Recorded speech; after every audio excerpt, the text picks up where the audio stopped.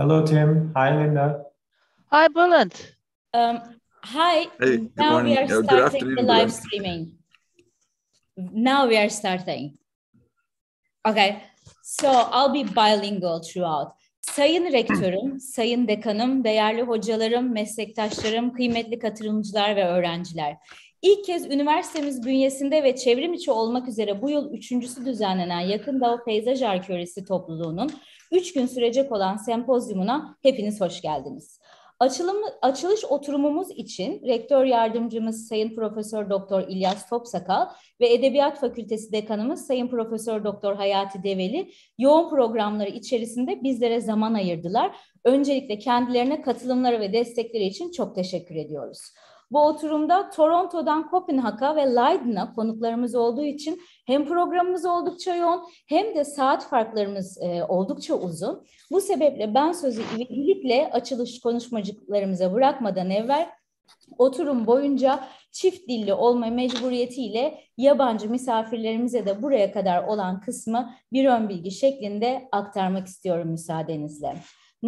Now I will shift to English and stay bilingual through the opening ceremony. Dear Vice Provost, dear Dean of the Faculty of Letters, eminent professors, colleagues, dear students and participants. It's an honor and a pleasure to host the third biannual and the first virtual Society of Near Eastern Landscape Archaeology Conference. Today we will have the opening speeches from our Vice Provost, Professor İlyas Topsakal, who is a historian himself, and the Dean of the Faculty of Letters, Professor Hayati Develi, whose profession is Turkish languages. Today, we cover a wide time zone from Toronto to Copenhagen and Leiden. Therefore, I will quickly pass the word to our Vice Provost, Professor İlyas Topsakal, for his opening speech. Sayın Rektör Hocam, buyurun. Thank you, dear Gonca. Dear colleagues, welcome to opening of the third international meeting of the Society for Near Eastern Landscape Archaeology. The Department of Archaeology at the Faculty of Letters represents the oldest tradition of archaeology in Turkey and has contributed to Anatolian archaeology for a long time, as well as training many researchers for generations. Since the 1970s, significant changes in technology ensuring expansion of knowledge of most importantly, the free circulation of scientific knowledge have changed the strict domain of scientific fields. Especially archaeology and archaeological research have assumed the leading role in developing interdisciplinary research. Scientists that come together from diverse fields for archaeological research formed a new perspective of scientific research, which emphasizes the significance of interdisciplinary approach both in Turkey and around the world. This trend will continue and expand for the foreseeable future. Turkey has caught the trend change in a time and established Research One universities. As of 2021, the Higher Education Council of Turkey designed 20 state and 3 foundation universities as Research One universities, including Istanbul University. Istanbul University has been supporting the dissemination of science and scientific knowledge through open access publications. The university has opened scientific journal issues to researchers free of charge while competing with other universities around the globe in terms of publications. Archaeology is a scientific field that studies past human group or multiple layers, which makes it one of the most suitable areas for interdisciplinary research. The Department of Archaeology at Istanbul University has established an école in Turkish archaeology, and the training at the department has been targeting to increase its interdisciplinary character, which will an added value for Istanbul University. Archaeology today brings together various researchers from landscape, anthropology, psychology, climatology, geography, and material science. The Society for Near Eastern Landscape Archaeology is the result of such collaboration. Landscape archaeology, which emphasizes human-environment interaction, has witnessed many transformations through interdisciplinary research.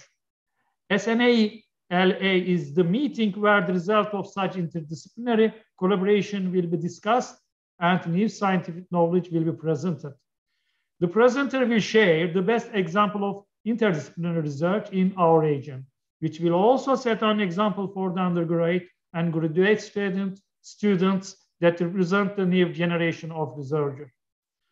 The society had its first meeting in 2017 in one of the most ancient cities of our region, Jerusalem. In 2019, the second meeting was held at Istanbul, another ancient city of the Middle East. Following the 2017 meeting, the society decided to meet every 2 years at Istanbul. We were planning to have face-to-face meeting at Istanbul University in 2021. However, the pandemic condition forced us to postpone the meeting for 1 year and reorganize the meeting as online. I wish health and success to all participants and guests. Thank you very much, Gonca. Sayın İlyas Hocam, çok teşekkür ediyoruz katkılarınız için. Thanks to our Vice Provost Professor İlyas Topsakal. Ben de çok teşekkür ediyorum bütün katılımcılara. Bize şeref verdiler. Üniversitemize de şeref verdiler. Biz her zaman sizin bu programlarınızı hem Edebiyat Fakültesi hem de üniversitemiz olarak destekleyeceğiz ve hep beraber olacağız. Çok teşekkür ediyoruz. Sağ olun katkılarınız için. Şimdi sözü Dekan Hocamıza bırakıyorum. Buyurun Sayın Dekan Hocam. Sesiniz kısık.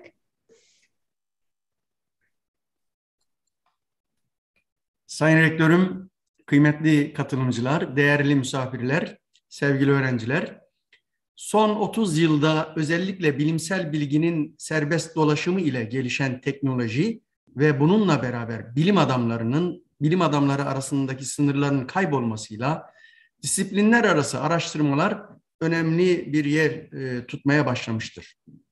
Bunun sonucunda hem üniversite hem dış araştırma kaynakları ağırlıklı olarak farklı bilim alanlarını temsil eden araştırmacıların bir araya gelerek oluşturduğu projelere daha fazla kaynak ve imkan sağlamaya başlamıştır. Bu eğilimin gelecekte de devam edeceği açıktır. Bu yeni araştırma anlayışı altında dünyadaki üniversiteler de disiplinler arası araştırmaya vurgu yapmakta, bilimsel yayınlar arasında bu tip araştırmaların sonuçlarının hemen arttığı gözlemlenmektedir. Arkeoloji, doğası gereği disiplinler arası araştırmalar için en uygun ortamının bulunduğu bir disiplindir. Geçmişte insan topluluklarının hem çevreleri hem de birbirleriyle olan sosyal, ekonomik ve politik ilişkilerinin sadece birkaç düzleme indirgenmesi düşünülemez. Bu bağlamda arkeolojik araştırmalar belki de dünyada disiplinler arası çalışmaların kendiliğinden başladığı ilk bilimsel projelerdir. Bugün arkeoloji uzaktan algılamadan parçacık hızlandırıcıya kadar pek çok farklı son teknolojiden faydalanmakta ve bu alanlarda çalışan bilim insanlarıyla işbirliği yapmaktadır. Ülkemizdeki araştırma üniversitelerinden bir kısmında arkeoloji bölümleri bulunmasına karşın bunlar arasında en köklü ve yapı olarak en kapsamlı olan arkeoloji bölümleri içerisinde saygın bir yeri bulunan fakültemiz arkeoloji bölümünün disiplinler arası eğitim ve araştırmaya giderek daha fazla önem vermeyi hedeflemesi üniversitemiz ve öğrencilerimiz için önemli bir kazanımdır. Bugün farklı bilim alanlarından araştırmacıları bir araya getiren SNELA topluluğu da arkeolojide disiplinler arası çalışma gerekliliğinin bir sonucudur. İnsan-çevre ilişkilerini ham maddeden iklime kadar çok tabakalı olarak inceleyen bir branş olan peyzaj arkeolojisinde disiplinler arası çalışmaların geldiği son aşama bu toplantı vesilesiyle dünyanın hem doğusundan hem batısından bilim insanlarını buluşturarak ortaya konacaktır. Uluslararası katılımlı bu toplantıda bölgemizdeki çalışmaların arkeolojideki örneklerine yer verilecektir. Burada yapılacak sunum ve paylaşılacak bilgiler yeni nesil araştırmacı adayı olan lisans ve lisansüstü öğrencilerimizin de ufkunu açıcı nitelikte olacağına inanıyorum. İlk toplantısını 2017 yılında yapmış olan SNELA topluluğu 2 yılda bir düzenli olarak toplanmaktadır. 2021 yılında üniversitemizde yüz yüze gerçekleştirilmesi planlanan toplantı pandemi şartları nedeniyle ne yazık ki bir yıl ertelenmiş. Bu senede yüz yüze yapılabilmesi aynı sebeple mümkün olamamıştır. Çevrim içi olarak devam edecek toplantımızın tüm katılımcı ve misafirlerce sağlıklı ve verimli geçmesini diler. Herkese saygılarımı sunarım. Sayın Dekan Hocam, çok teşekkür ediyorum. Şimdi hemen bir özet yapacağım sizin konuşmanızla ilgili. Now I'm going to summarize the Dean's talk very briefly.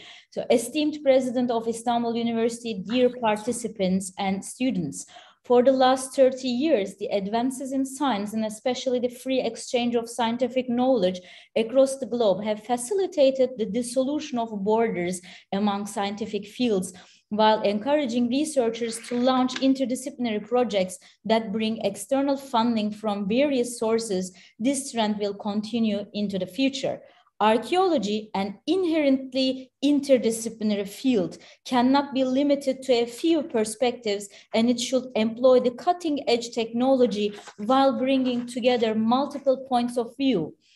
Today, archaeological research in the developed worlds employs synchrotron and other methods that are made available through the latest technological developments. The Department of Archaeology at Istanbul University represents the oldest tradition and school of archaeological research, which has been employing interdisciplinary research methods at an increasing pace. SNELA brings various researchers from around the world to illustrate the application of new methods and techniques to answer some of the persistent questions and themes in Near Eastern archaeology.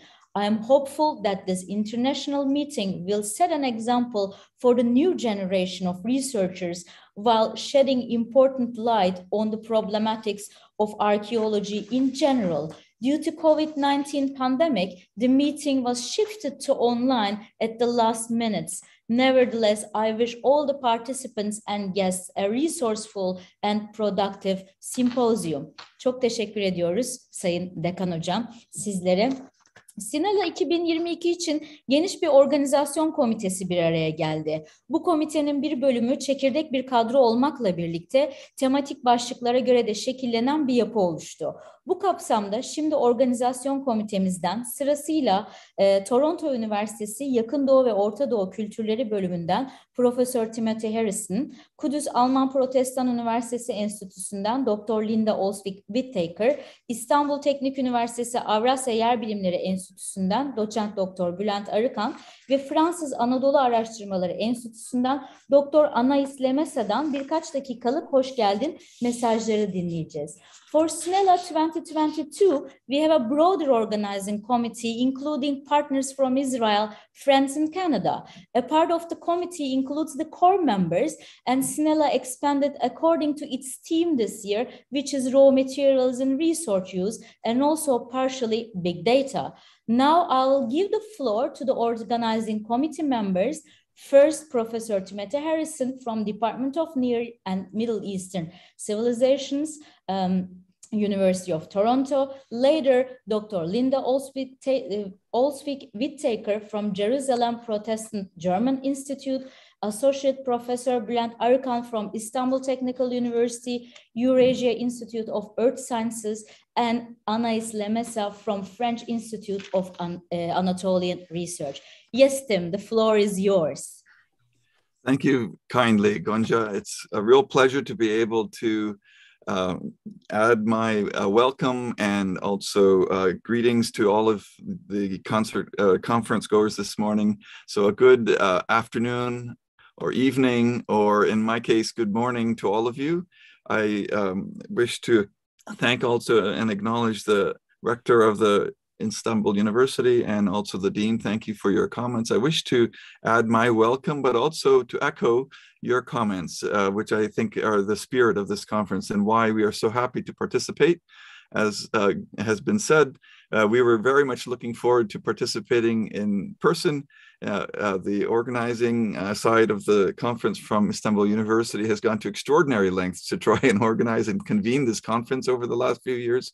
It's remarkable to be able to meet in spite of the challenges of the pandemic. And it's a real pleasure personally, but also on behalf of the University of Toronto and the Crane Project to be able to be identified as a co-sponsor and participate in this conference. As has been mentioned already, it's so critical, especially these days, to be able to gather, even if we have to do it remotely, largely, and to be able to share ideas and to collaborate. I think we need this more than ever. And just to say in more concrete, in specific terms related to our discipline, we have over a century and a half of archaeological research in this region, in the Eastern Mediterranean, ancient Near East. And this research has documented the emergence of the first sedentary communities, the origins of agriculture, the development of the first state societies, and the first interregional long-distance commercial and political networks. And yet we continue to, I think, have a long ways to go in terms of our ability to really bring together this vast and rich legacy of human history and development to contribute even to some of the big global questions. I think one of the things that's most exciting about our discipline is that we're beginning to move in this direction. We're beginning to collaborate more extensively, and it's definitely my spirit and feeling from the SNELA conference that this is an important objective of the conference. Advances as well in the data sciences at the same time, and as this rapid proliferation of data from the study of the archaeology of the ancient Near East has made it possible to be able to try and collect large volumes of data. And as Gonja just mentioned, one of the areas that we wish to explore more in this conference will be to look at ways that we can build these kinds of collaborations. It's a very complex question, how we navigate the collection of data, recognizing the various producers, if you will, the researchers, but also the different regions that we're working in. There's a lot of challenges, and I think we're really well positioned to be able to begin wrestling with those kinds of questions and contributing to these larger kinds of questions, such as the environment, climate, health, nutrition. What we're discovering in archaeology is that, in fact, scientists in those disciplines of environmental studies, medicine, are very interested in collaborating with us because we can provide a kind of deep time perspective on the human experience in these subjects. And so this is one of the things that I hope that to be able to hear more in some of the papers in the next few days, as well as in some of the presentations that we are going to be delivering, more about ways that we can try and develop this kind of a collaborative, large collaborative environment where we can share our data in a way that respects the sources, the proprietary concerns, publication rights, and all of these kinds of things, but at the same time can somehow collaborate in a way that we can contribute to these pressing global issues of our day. So thank you so much. I really want to especially thank Gonja. She's been amazing in helping to pull this together. I really look forward to being able to participate over the next few days. I will have to duck in and out. Unfortunately, I have university responsibilities this morning I must go to. But I am definitely looking forward to hearing as many of the papers as possible over these next few days. So again, welcome to all, and I look forward to some very stimulating presentations and discussions over the next few days. Thank you again. Çok teşekkür ediyoruz Professor Harrison'a. Thank you a lot, Tim, for joining us. It's like quite early in Toronto now. So, and now I move to Linda from Israel, Jerusalem Protestant German Institute. The floor is yours, Linda. Thank you. Can you hear me okay? Yes. Okay. One correction. I'm now with the École Biblique. So some of what I'm going to say has already been said. Dear friends and colleagues, welcome to the SNELA Conference on Landscape Archaeology in the Near East. This is our third conference. The first was held in Jerusalem in March 2017, hosted jointly by the German Protestant Institute of Archaeology and the Institute of Archaeology at Hebrew University in Jerusalem, when I was one of the founding organizers. One outcome of that conference was the start of the Society for Near Eastern Landscape Archaeology, SNELA. We realized even then that we need a venue where everyone in the Near East could come and participate. Professor Bülent Arıkan offered the Technical University of Istanbul as our next venue for the conference held in May 2019. The response was amazing, with participants coming from countries such as Jordan, Israel, Iran, Greece, and of course, Turkey, a mixture of people who otherwise would have difficulty meeting together. It was clear that Istanbul is the ideal meeting point for people doing Near Eastern archaeology. This ancient, large, hospitable city is a travel hub with easy access for everyone in the Near East. Turkey has its own world-class archaeologists and rich archaeological resources. The city itself is fascinating, and I must admit that Istanbul is my own favorite city in the world, from its cats to its cuisine. This year, our physical participation in Istanbul was not possible due to the pandemic, but I sincerely hope in 2024, we will meet again in Istanbul, which should become the permanent home base for SNELA. I look forward to this online meeting very much and hope to see you in person in Istanbul for the next meeting in 2 more years. Thank you. Thank you very much, Linda. We also hope to have you in 2024 in Istanbul. We have a bunch of cats here. You can nudge almost like 300 of them in the faculty building. Linda'ya çok teşekkür ediyoruz. Ve şimdi sözü İstanbul Teknik Üniversitesi Avrasya Yer Bilimleri Enstitüsü'nden doçent doktor Bülent Arıkan'a bırakmak istiyorum. Yes, Bülent. Çok teşekkür ediyorum hocam. Ben de 2 dille konuşayım. Let me speak bilingual. First, Turkish, my native language. Sayın Rektörüm, Sayın Dekanım ve tüm SNELA Düzenleme Komitesi üyeleri ve katılımcılar elbette çok teşekkür ediyoruz. Kıymetli zamanınızı bizimle paylaştığınız ve bundan sonraki 2 günde ayıracağınız için. Herkes aslında benim söylemek istediklerimi söyledi. Dolayısıyla çok uzatmadan SNELA'nın devam ediyor olmasının mutluluğunu yaşadığımı belirtmek isterim. Çünkü çok az şey maalesef süre gelen gelenekler halinde, devam eden gelenekler halinde sürüyor dünyada. SNELA'yı böyle bir toplantı, böyle bir bilimsel toplantı yapmaya hedefliyoruz. Dolayısıyla çok memnun olduğumu ifade etmek isterim. Let me emphasize that I'm especially pleased that this is going to be a tradition that we're going to sustain, it seems like. This is already the 3rd, and we have a lot of ideas about the 4th and the subsequent versions of SNELA that meets every 2 years.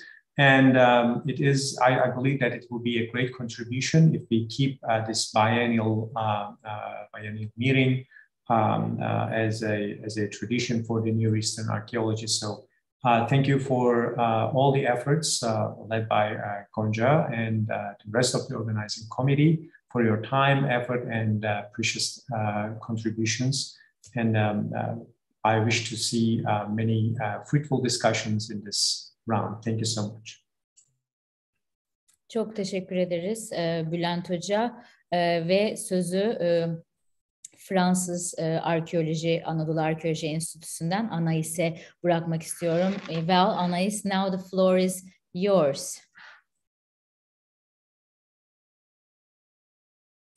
Thank you, Gonca. Dear colleagues, my name is Anaïs Lamessa. I'm the head of the Department of Archaeology at the French Institute for Anatolian Studies in Istanbul. On the behalf of my director, Dr. Bayram Balcı, I would like to thank the organizers, Dr. Gonca Dardeniz, Professor Timothy Harrison, Associate Professor Bülent Arıkan, and Dr. Linda Orsvik-Whitaker for the incredible work they have done for this symposium and for the quality of the programs they are proposing for the next few days. Our institute is therefore very proud to be a partner in this event, especially since it concerns archaeology, the historical discipline for the French Institute for Anatolian Studies. IFEA was founded in 1930 to house the French archaeological missions. The collaboration with the Turkish team has been developed, and we was honored in 2019 by the realization of a Turkish-French project co-funded by the European Union and the Republic of Turkey, Moving of Stone, Europeans Neolithic Bridge, Anatolia. The project activities were designed to contribute to the greater visibility and recognition of the two phenomena, Anatolian Neolithic and its transmission to Europe, and the intercultural dialogue in the wider public, and to open new horizons for the dialogue. The project's result is a documentary that I invite you to watch on the web page of the IFEA. I would also take advantage of this moment of sharing a call of proposal for the next European Days of Archaeology, which will take place on June 16 to 19, with the French Cultural Institute in Istanbul and the British Institute. We will promote archaeology to a large public through stands and exhibitions. We would be delighted to organize these events with you. I remain at your disposal for any further information. Thank you very much to all. Thank you, Anais, for your contribution, and it is lovely to hear about the forthcoming conferences in Istanbul. Çok teşekkür ediyoruz Anais'e, Fransız Enstitüsü'nden partnerimiz. Şimdi herkesin beklediği açılış konuşmacılarımıza ben geçmek istiyorum. İlk konuşmacımız Profesör Gerrit DERCKSEN. DERCKSEN, Hollanda Leiden Üniversitesi'nde Assyrioloji profesörüdür. DERCKSEN doktorasını 1996 yılında eski Asur bakır ticareti üzerine tamamlamıştır. Dolayısıyla da özellikle Asur ticaret kolonileri çalışmaları ve Anadolu milattan önce 2. bin yılı çalışmaları içerisinde kendisi oldukça öncü bir role sahiptir. Ağırlıklı olarak çalışma alanlarını Asur ve Babil ekonomisi oluşturmaktadır yazılı kaynaklar üzerinden. Now it is time for all of us to leave the floor to our keynote speaker, which everybody on YouTube is also eagerly waiting. Our first keynote today is Professor Gerrit DERCKSEN. Professor DERCKSEN is lecturer in Assyriology in the Institute for Area Studies at Leiden University, the Netherlands. He obtained his PhD in 1996 on the analysis of the Old Assyrian trade in copper. Researchers with an interest in Anatolian 2nd millennium BC, so which we also call in Turkey Assyrian trading colony period, and its relations to wider Mesopotamia, know his name by heart. His particular interest is the economy of Assyria and Babylonia. So Professor DERCKSEN, now the floor is yours. If you are going to share something, we will definitely help you while sharing. Yes. Dr. Darlings, thank you very much for your kind introduction. I will now share my screen, see what happens.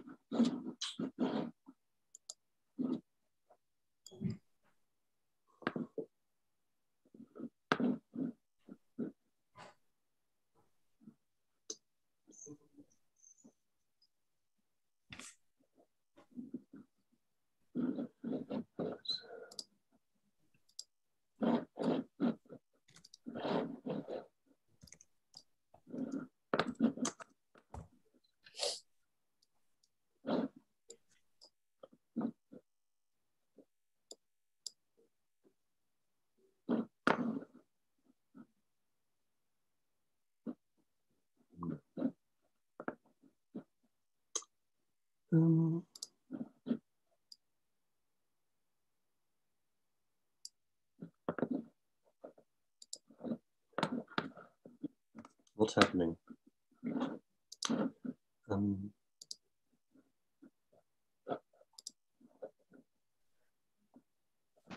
I've had this difficulty in Zoom. Gonca, I think maybe you have to enable all participants to share screen if you're the host. We did actually already for Professor DERCKSEN. Okay. Try again. Yes. Yes. Now you can see it. Good.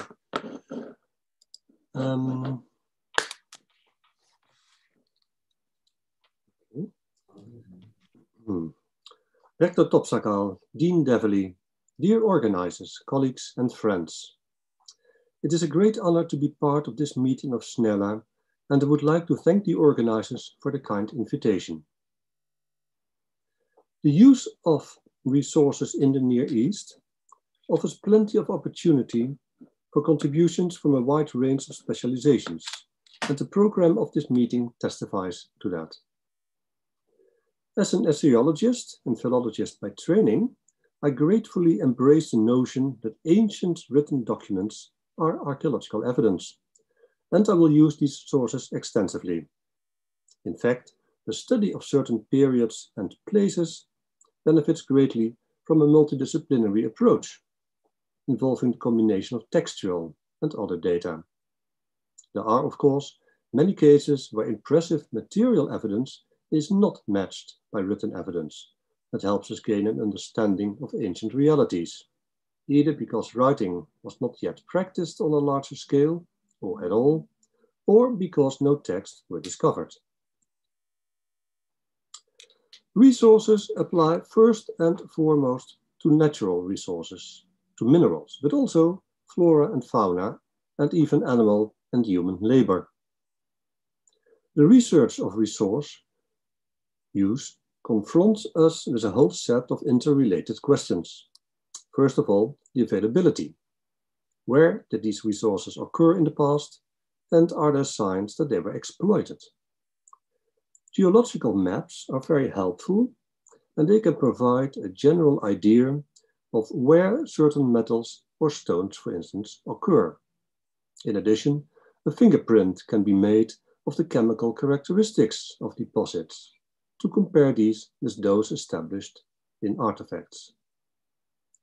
But this information is by itself not sufficient to locate the sources that were exploited. That demands on-the-spot research to identify remains of old workings, if any have been left, shafts, tools, slag heaps, etc. Datable remains are rare, and traces of old workings may have been destroyed by later activities. And in the case of labor, textual evidence is an important source of information, and sometimes can be coupled with the analysis of skeleton remains. The next question is where these resources were used and when. Some will disappear or leave a few traces in the archaeological record, but may be mentioned in texts.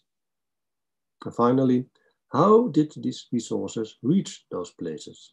What were the means of transport used, and how was this organized? These are the questions we ask ourselves when approaching this field. Let us now have a look at a well-known map that was made by Michael Rove for his Cultural Atlas of Mesopotamia. And on it, you see the natural resources stretching from the Mediterranean to Central Asia. Metals, basalt and obsidian, timber, and even other goods. It is evident that these resources are very unequally divided over countries.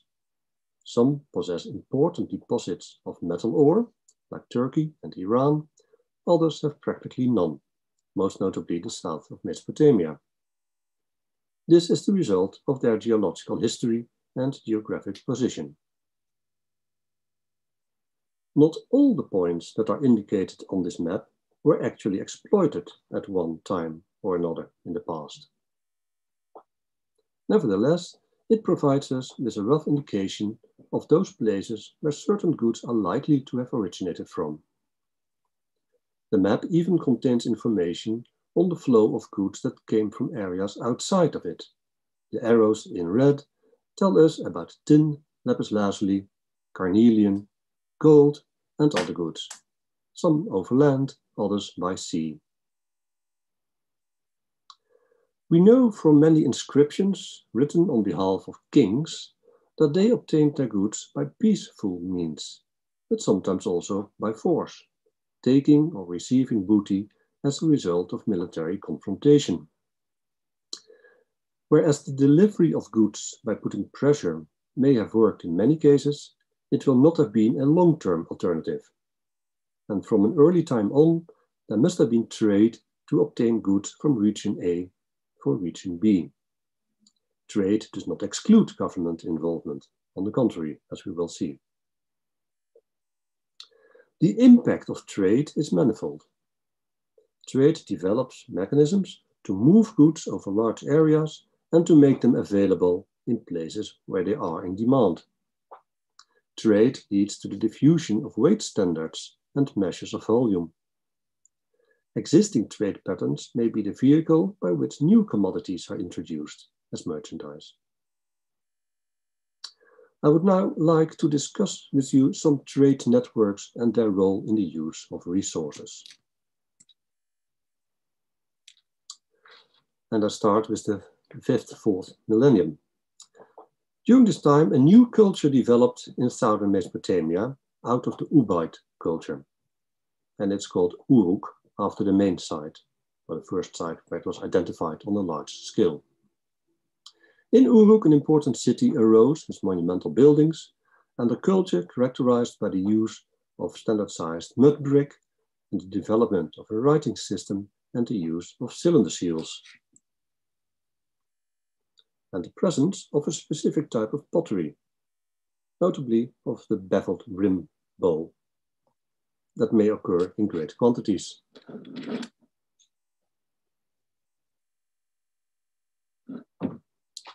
But Uruk was not the only place where this culture became visible.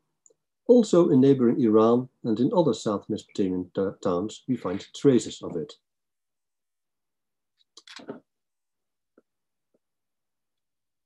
Most remarkable is the discovery of so-called Uruk colonies along the Euphrates River, newly founded settlements where the material culture was very identical to that in Uruk itself. See, for example, the site of Habuba Kabira here, and the neighboring religious site on Jebel Aruda.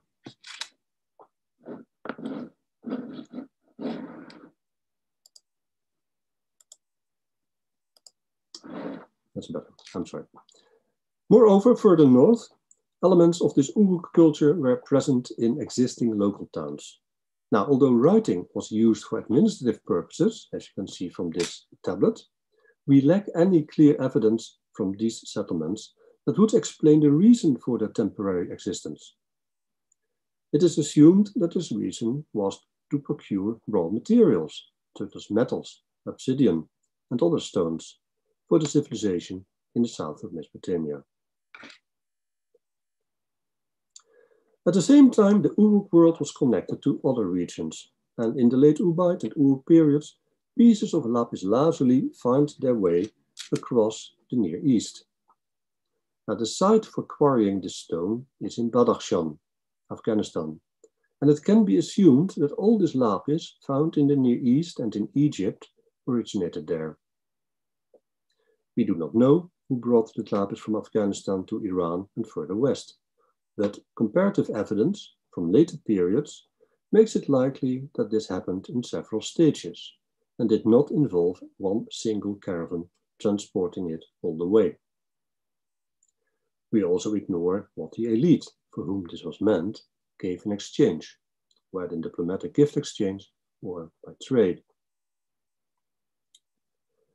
The south of Mesopotamia remains a special case. Following the Uruk period, a flourishing urban civilization developed there in the 3rd millennium, with specialized craftsmen to work stone and metal, while the land itself lacks any stone or metal. Sumer therefore relied on the import of these materials, but also on the import of timber for monumental building projects. In exchange, it could give agricultural products, grain and oil, but best suited as an export article were garments made from wool. And we will meet these articles again later on. Lapis lazuli was not the only commodity that came from the east. Also carnelian and perhaps gold that was excavated in the early dynastic tombs at Ur. Recent analysis has shown it to be placer gold, and the association with lapis lazuli in these tombs makes it possible that the gold also came from Afghanistan. From roughly the middle of the 3rd millennium, long-distance trade patterns become visible that correlate with important civilizations. The Indus Valley civilization of Harappa, present-day Pakistan and India, the Halil Rud civilization in southeast Iran, and the Oxus civilization in Central Asia were in direct or indirect contact with the regions bordering the Persian Gulf, such as Oman and Bahrain, and Mesopotamia. Around 2300 BCE, King Sargon of Akkad claims in one of his inscriptions that he had ships from Melucha, Magan, and Dilmun more at the Quay of Akkad. This evidently means that during his reign, the city of Akkad was attractive as a marketplace for traders from faraway countries. Melucha refers to the Arabian culture, Magan to Oman, and a part of Iran on the opposite side of the Gulf, while Dilmun is the island of Bahrain and the coastal area. Goods from these places were transported through these reached Mesopotamia by sea. From around 2100 BC, we have detailed information about the origin of metals, stone, and timber that comes from a text that Gudea, the city ruler of Lagash, had engraved on a statue representing him, known as Statue B, to commemorate the building of the Eninu temple in Gersu. Gudea begins by stating that his god Ningersu had opened for him the roads to the north and to the south, after which follows a list of all the places from where he obtained timber, stone, copper, gold, and bitumen, and how he used these in the construction of the temple. The text does not contain all the materials that will have been needed. The black stone, for instance, from which Gudea had most of his statues made, Gerrit, came from Magan, as another document explains. And the opening of the roads means that Gudea had access to the places mentioned. But do we ignore whether he sent missions to quarry stone or fell trees, or whether he had to rely on merchants to furnish him with these or other goods? In the case of the items obtained from Melucha, we may expect these to have arrived by trading vessels, either via Dilmun or directly in South Mesopotamia. The booty from the city of Anshan in Fars seems to represent an episode in which Gudea actually went there. And he may also have led a campaign to Syria and felled trees and obtained stone on that occasion. And this reminds us of the timber in the Lebanon that Samsi Adu mentions in his Ashur inscription, and which may well have taken place as part of Samsi Adu's military campaign to assist his ally, the king of Qatna in Syria.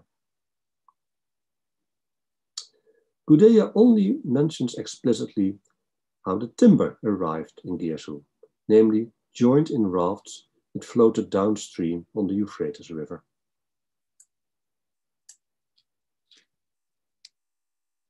The toponyms that Gudea mentions as the place where he obtained all these goods do not always equal the place where a good came from. This is, I believe, clear in the case of the gold that he obtained in Chachum. Chachum was situated on the border between Mesopotamia and the mountains leading into Anatolia. It did not mine gold itself, but it will have been a transit place for the flow of gold from Anatolia to Syria and Mesopotamia. Still, Statue B gives us the regions from where Sumer obtained essential and other goods.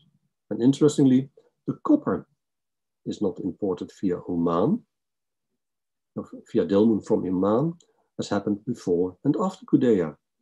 It was mined in West Iran, similar to what occurred according to an Ur-3 text from Lagash, which deals with a metallurgical expedition heading for Iran.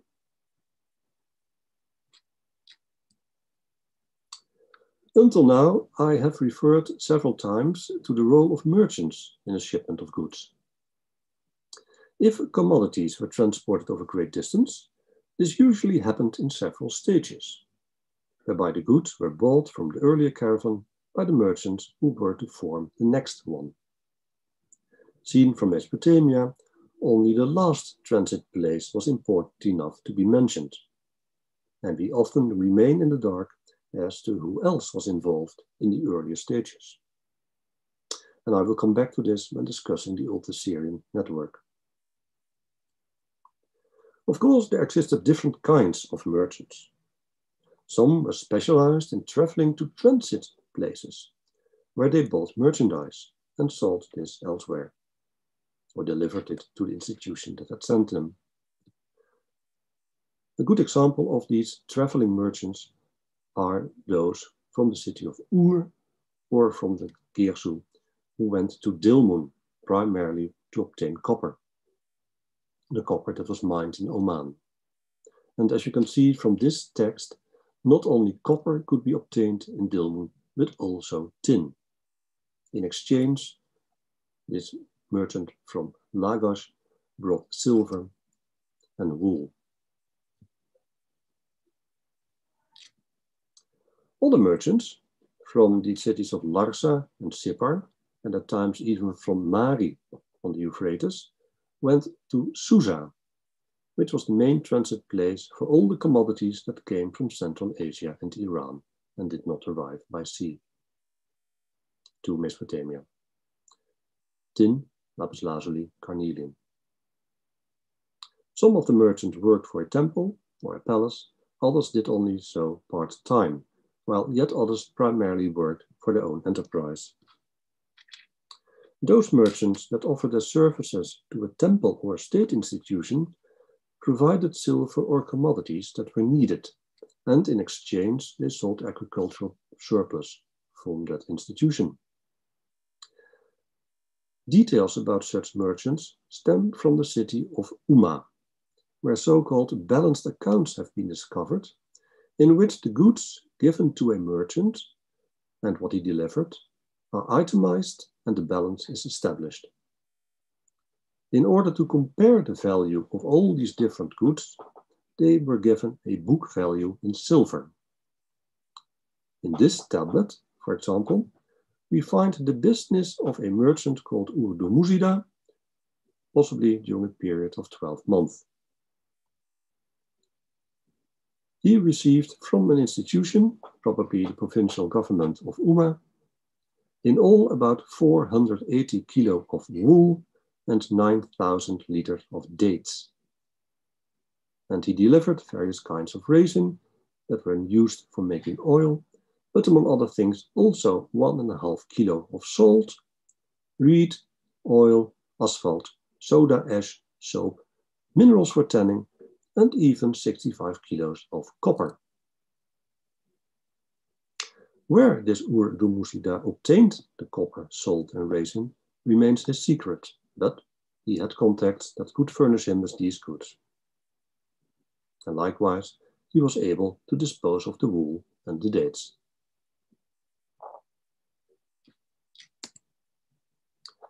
Knowledge about the activities of these merchants in Central and South Mesopotamia stems from letters and other documents that have been discovered. And it is rare to find a sizable dossier about the same person or group of persons. And this is a huge difference with the nearly 22,000 texts that have been excavated in Kultepe in Anatolia, written by merchants from one city, Assur.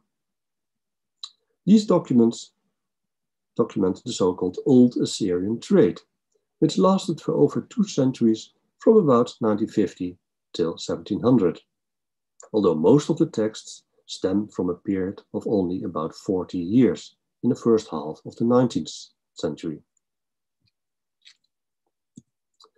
This mass of written evidence documents, sometimes in considerable detail, one section of the interregional network that linked Central Asia, Iran, Mesopotamia, and Anatolia, and the Aegean world, namely the long-distance trade between Assur and Kultepe.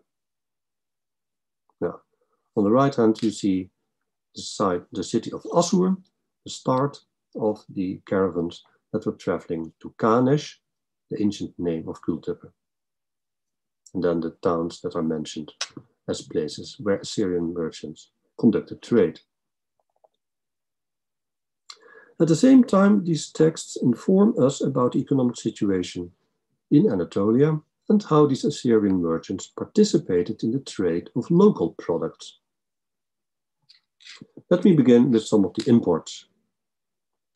The bulk of the goods which the Assyrians brought from Assur to Kultepe consisted of metallic tin and rolls of woolen garments. In addition, they sometimes added small quantities of lapis lazuli, carnelian, iron, and some other goods. And most of the woolen garments were woven in South Mesopotamia and transported to Assur by Babylonian merchants. The tin and the lapis lazuli, and probably also carnelian, may have come from Susa, because written evidence from Mari and Larsa tells us that tin and lapis lazuli were obtained there. The tin was in the shape of ingots, and together with the textiles, it was carried by donkeys all the way to Kultepe. Such caravans needed a resting place after a day's travel, and there must have been inns along the caravan route, where man and animal could rest and where food and fodder were bought. To pay for such expenses, which also included taxes, tolls, and repairs, the caravan leader was given an amount of money. Often, this consisted of lumps of tin ingots, but in some cases, as in the two documents on the screen, also some silver and copper were added, both in the shape of scrap, so old sickles or nails.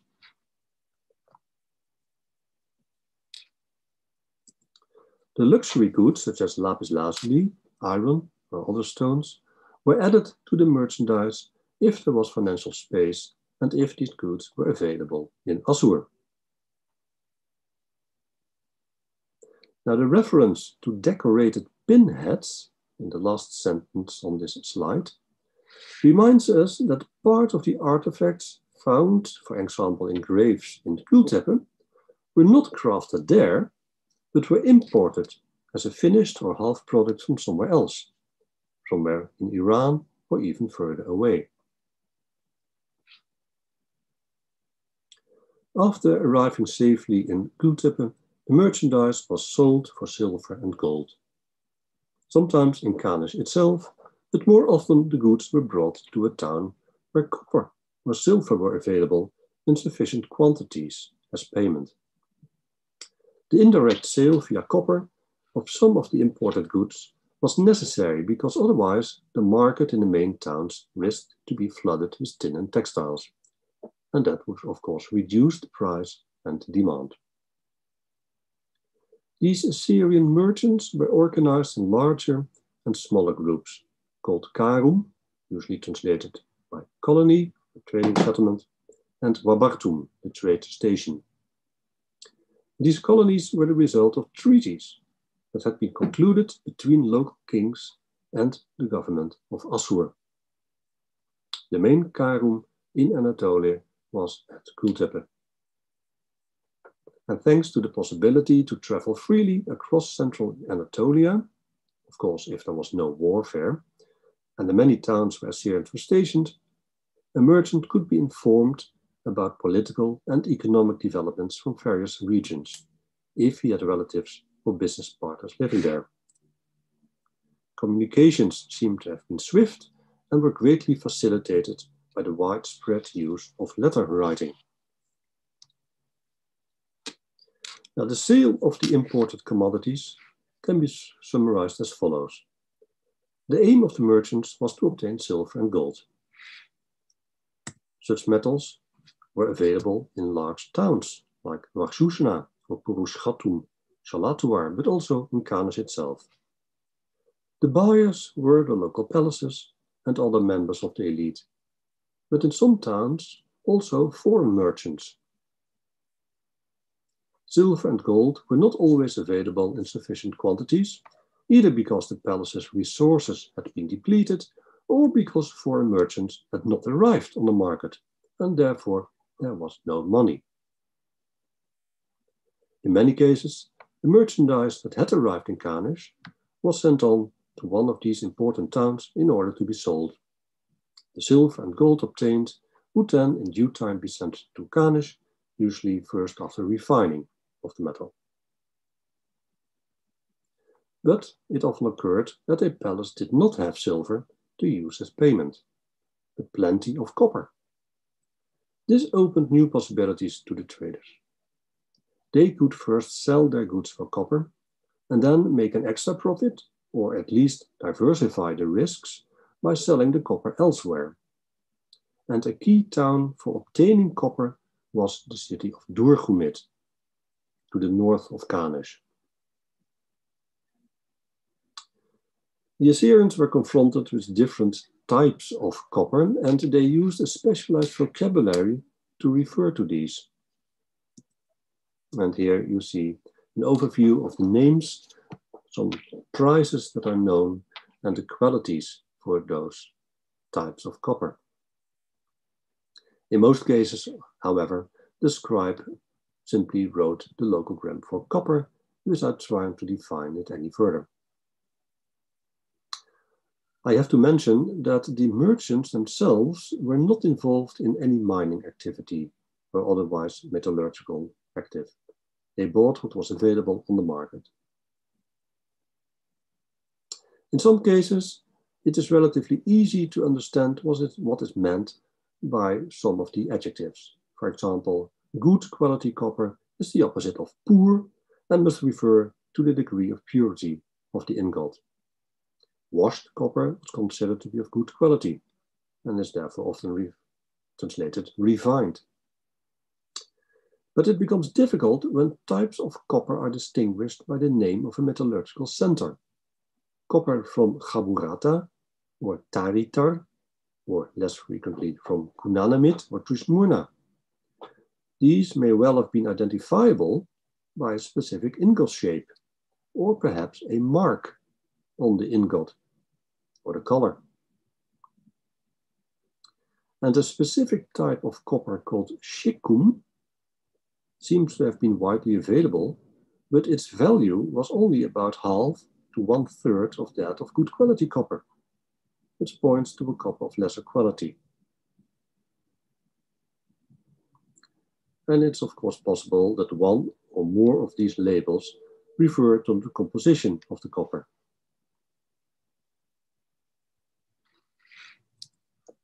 Now, at first, the use of such toponyms suggests that it will be possible to identify the mining area where the metal came from. Now, the area traveled by the Assyrian merchants is more or less known. We know that the town of Durgumit was a marketplace for copper, probably from the Pontic region. But Durgumit lay outside of the mining area itself. Kunanamit, which is thought to be situated not too far from Durgumit, was a place where copper came from. But other names, like Khaburata or Taritar, refer to towns that were never visited by Assyrians. So it seems that these merchants adopted the local terminology.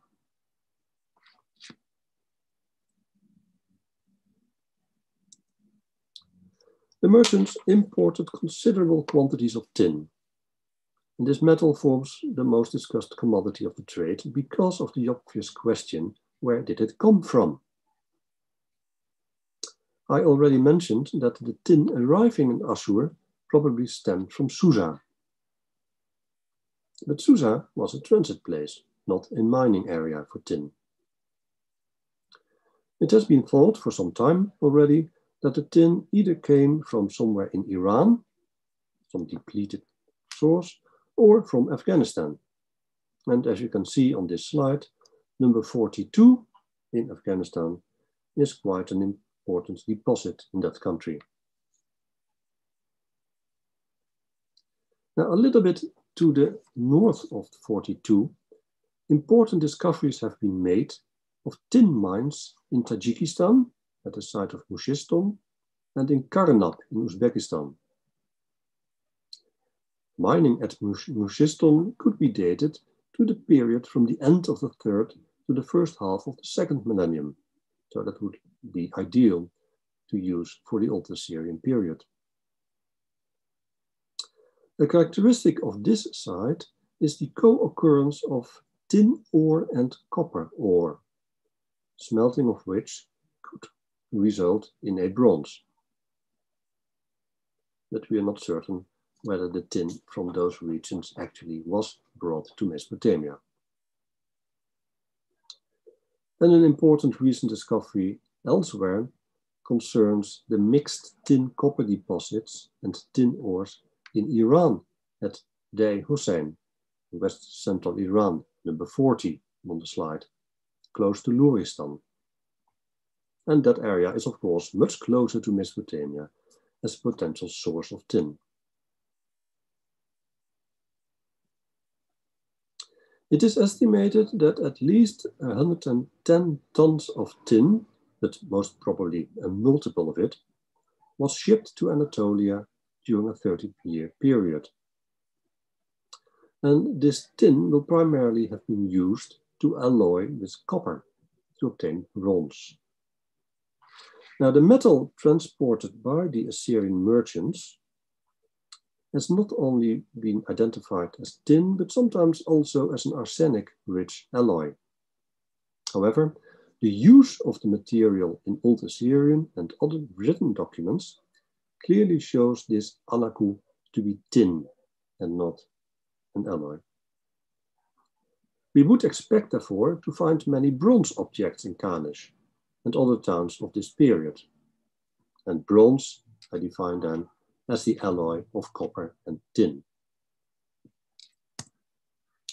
Now, during the excavations at Kultepe, dozens of copper and bronze vessels, weapons, and other artifacts have been discovered in graves, but also in houses.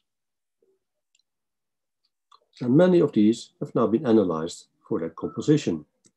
First by Ufuk Esin, later by other scholars such as Levent Ercanli, who concluded that only about 20% of the bronze objects contained a sufficient percentage of tin to consider a deliberate addition of it to the copper. Esin had already established that the analyzed objects fall into 3 groups: copper arsenic, copper tin, and an alloy containing both tin and arsenic, which may also be the result of recycling these artifacts. Whereas the tin is mentioned in the texts, and we know that the Assyrians imported large quantities of it, there's no mention of arsenic or of an arsenic-containing alloy that was brought to Kanesh. Joseph Lehner, in his discussion of copper alloys in Kultepe, suggested that this absence may relate to the way arsenical copper was made, by co-smelting of copper and arsenic minerals. He further mentions the possibility that copper metal might have been melted together with iron arsenide, so-called spice. Either of these may be correct, but the alloying was not done by metal workers in Kanesh, it seems. Only in certain cases. And it is understandable that the Assyrian texts do not mention a separate commodity, this arsenic, because the copper they transported from one place to another in Anatolia was already smelted. And it is likely, therefore, that one or more of the types of copper, from Gaborata, from Taritar, etc., belonged to the copper arsenic group. Another insight that can be gained from analyzing these copper and bronze objects is that there are no pieces from the Eastern Taurid block, such as Ergani and Keban. which fits with what we know of the old Assyrian trade. People did not go there. They did not buy the copper from there. Not all the goods imported by the Assyrians remained in Anatolia. True, most of the textiles and tin were sold to the elite in Anatolia, but an unknown percentage was sold to non-Assyrian merchants, somewhere in the northwestern part of the area where they were active. And these non-Assyrian merchants will have brought the tin and the textiles further. And there we lose any sign of them because there are no written documents that tell us about these trades. Finally, let me mention very briefly two resources that were the object of regional trade: salt and wood. Unfortunately, the Assyrian texts contain little information about the trade in any of these goods. I shall be brief about salt because that will be the topic of Dr. Dardan's presentation tomorrow. Although the city of Kanesh will have consumed salt, the texts do not identify its source. Salt may have been won from the salt lake or from a saline closer to Kanesh, we don't know. And the purchase of salt is rarely mentioned in the Assyrian shopping lists. Still, some merchants made transactions with salt. They received it as payment, they sold it elsewhere. And an isolated reference even speaks about an intended transport of salt to a country called El Melme, which is not known from any other text.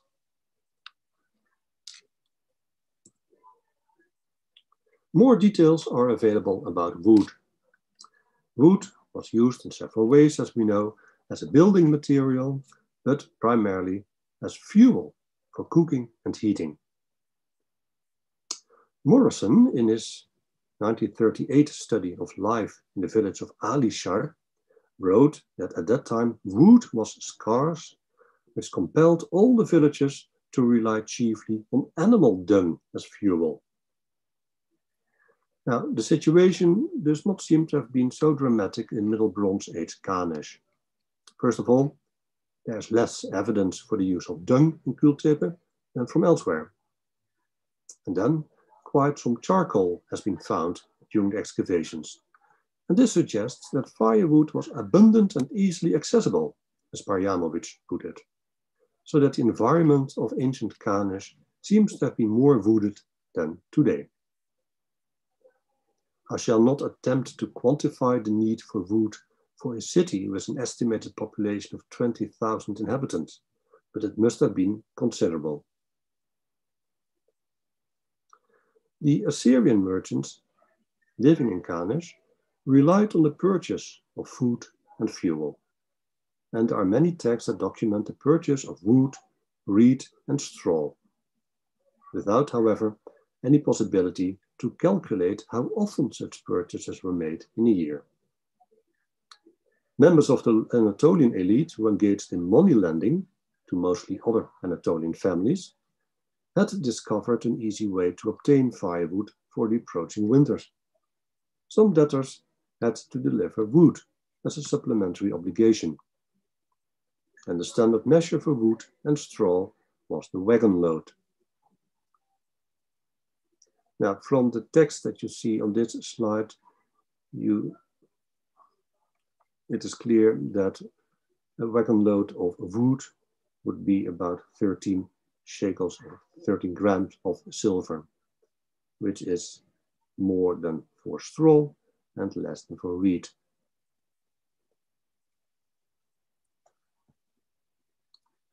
So these are merely examples of how resources could be used by the people of the ancient Near East. Some of these goods remained in demand, others became outdated as a result of technological development or a change in taste for refined goods. Some resources were basic goods, which were needed almost daily, and others were luxury items only meant for the elite. But nearly all of these resources reached the ancient towns of Mesopotamia and Anatolia and beyond, thanks to the interregional and regional exchange networks that were developed by merchants, often with the active support of state institutions, but always at their personal risk. I would like to thank you for your attention.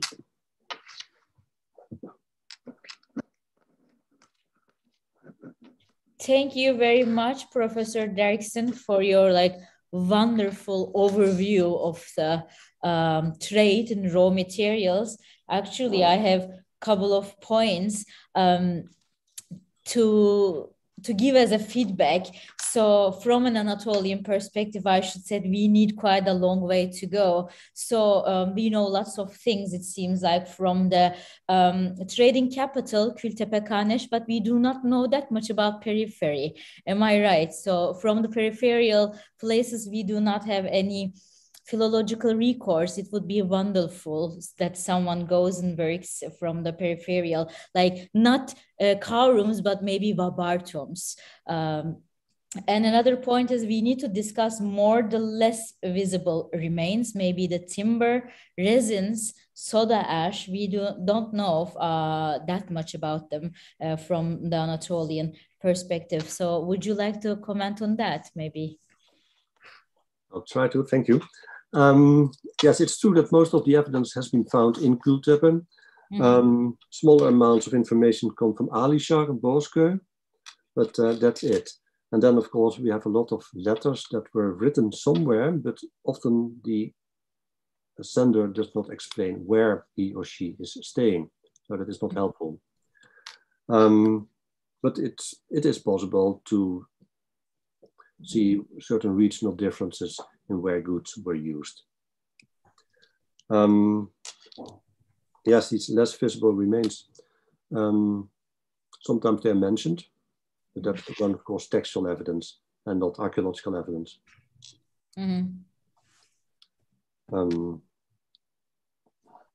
So in some cases, people would receive tools or even comms from Assur because they liked the shape or the material that was used, and that was sent to Kaneş. And the same goes for certain vessels.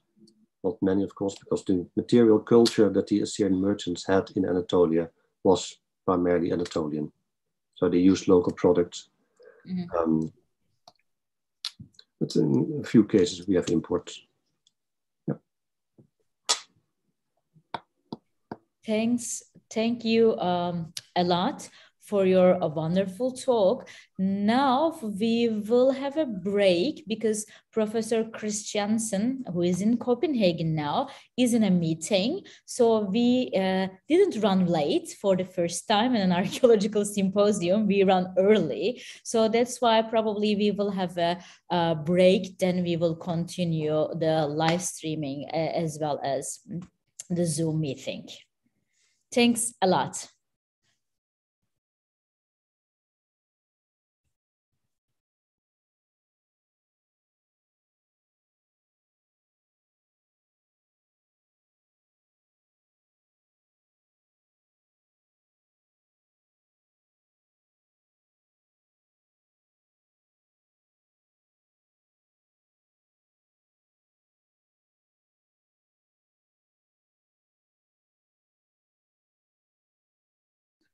Okay.